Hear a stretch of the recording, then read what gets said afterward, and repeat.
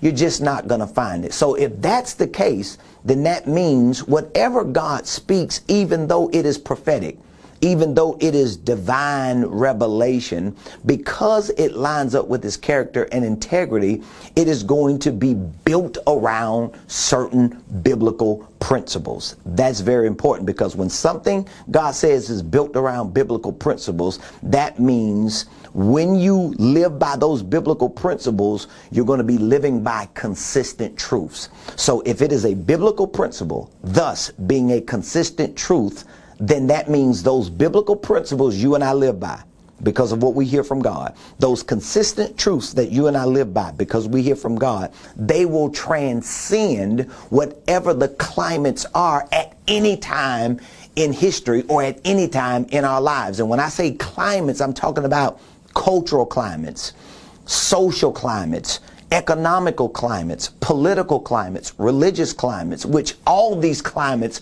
are at the highest level of chaos right now. That's why the world is so loud. But when these climates are at their highest and the world is loud because it looks as if this coronavirus is creating chaos, this pandemic is creating a panic, you can't follow the crowd of information. You got to follow the cloud of revelation. And sometimes when you're not clear on where revelation is in the midst of the information, you have to default to the biblical principle, thus defaulting to what?